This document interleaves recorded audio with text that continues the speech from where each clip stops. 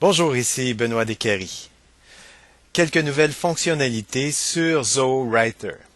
La première est probablement l'une des plus intéressantes du lot.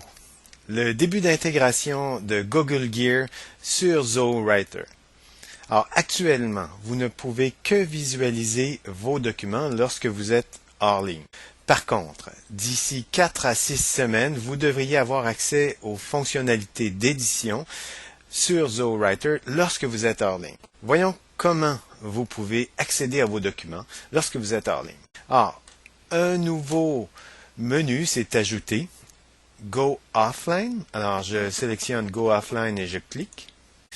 Aussitôt, il y a une communication entre le serveur et votre furteur Internet et vous téléchargez les 15 derniers documents sur votre ordinateur.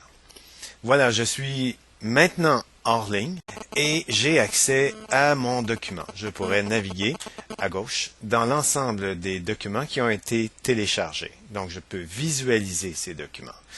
Lorsque vous revenez hors ligne, tout ce que vous avez à faire, c'est de cliquer Go Online. Aussitôt, vous êtes rebranché sur ZoWriter et vous voilà maintenant en ligne. Donc, je vous rappelle qu'actuellement, vous ne pouvez que visualiser vos documents, mais que très bientôt, vous aurez accès aux fonctionnalités d'édition. La première fois que vous utilisez Go Offline, et si vous n'avez pas déjà installé Google Gear sur votre furteur Internet, ZoWriter vous redirigera automatiquement vers Google Gear pour que vous puissiez installer cette extension. Deuxième fonctionnalité qui vous est offerte sur ZoWriter. Il est maintenant possible de créer des commentaires contextuels. Alors, si je clique sur l'un des commentaires que j'ai créés, automatiquement, les commentaires apparaissent et je peux ajouter un commentaire à ce qui a déjà été fait. Pour visualiser vos commentaires, vous appuyez sur l'icône en bas à droite de votre fenêtre et aussitôt les commentaires apparaissent.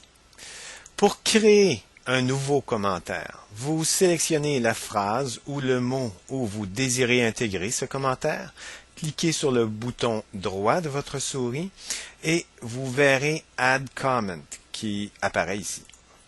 Je clique et je peux maintenant ajouter mon commentaire.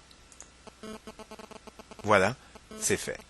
Je vous rappelle que pour visualiser les commentaires, vous appuyez sur l'icône qui se trouve en bas à droite de votre fenêtre. Zo vous offre un nombre impressionnant d'applications web. L'un des problèmes était de passer d'une application à l'autre application. Un nouveau menu a été ajouté. Il se nomme Switch To.